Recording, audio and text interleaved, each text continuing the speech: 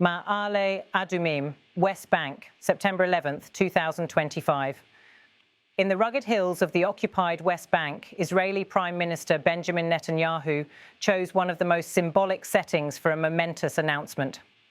Standing on stage in Ma'ale Adumim, one of the largest and most controversial Israeli settlements, Netanyahu signed off on plans that would dramatically expand the settlement's footprint. And in the process, he made one of his clearest and most uncompromising statements to date regarding Palestinian statehood.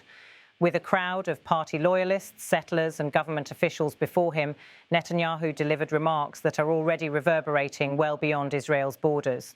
Benjamin Netanyahu, Israeli Prime Minister, declared, "Something very big is happening here today because this will double the population of the city of Ma'ale Adumim. Within 5 years, 70,000 people will live here, and that is an enormous change. We will fulfill our promise that there will be no Palestinian state. This place belongs to us."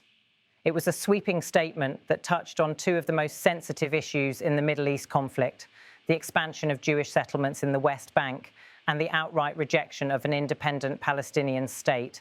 The ceremony, staged with cameras rolling and banners flanking the stage, was meant to send a clear message. For Netanyahu and his supporters, Ma'ale Adumim represents more than just another city in the West Bank. It is viewed as a strategic anchor, a settlement block just east of Jerusalem that Israel has long considered essential for maintaining a permanent presence in the disputed territory.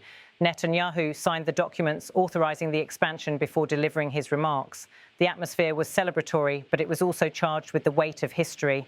Officials applauded and residents cheered as the Prime Minister spoke. The announcement was no small matter. Doubling the city's population from its current 40,000 to 70,000 within 5 years would fundamentally reshape the landscape. To supporters, this was a long-awaited promise fulfilled. To critics, it was a dangerous acceleration of a process that has steadily undermined hopes for a two-state solution. The Prime Minister's words left little room for ambiguity. The commitment he offered was not merely rhetorical, but framed as a binding promise to his political base and to Israel's settler community. He reminded the crowd of what he views as Israel's rightful claim.